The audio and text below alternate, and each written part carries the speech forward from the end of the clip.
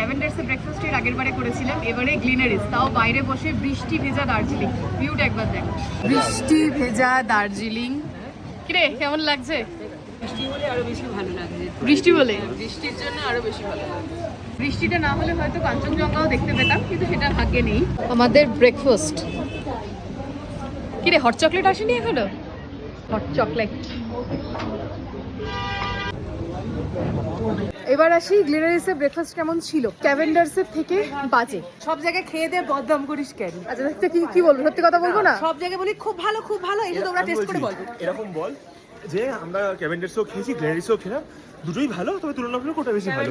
কারণ খারাপ আমি বলবো না। আমার ভিউয়ার্সদের মিসলিড করি না। আমার যেটা ভালো লাগেনি সেটা ভালো লাগেনি। ক্যাভেন্ডার্সের হট চকলেটটার মতো কোথাও আমি হট চকলেট খাইনি, কিন্তু গ্লিনারিসে আমি হট চকলেট খেলাম, আমার জেনুইনলি ভালো লাগেনি। ইভেন পিৎজার যে চিজগুলো না, কেমন একটা লাইক কেমন একটা যেন স্মেল। গ্লিনারিসে একমাত্র বেকারি আইটেমটাই ভালো। সকালবেলার মল রোড। আমার জুতোটা কখন কিনবি? এখানে জুতোর দোকান খোলা আমার তো নেই। জুতো শুকিয়ে 5 থেকে 3.5 হয়ে গেছে।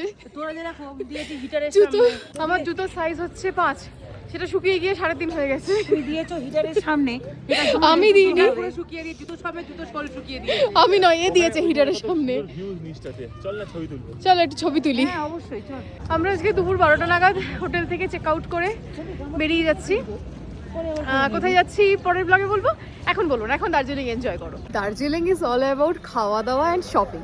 খাওয়া দাওয়া তো আমাদের অনেকক্ষণ থেকেই হলো, এখন চলছে শপিং। ওই যে দেখো পিছনে দাঁড়িয়ে রয়েছে, আর এখানে অলরেডি এই হয়ে গেছে।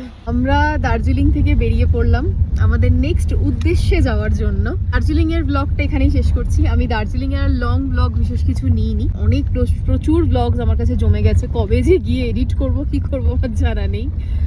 তো চলো আজকের দার্জিলিং এর ব্লগ এখানেই কমপ্লিট হলো।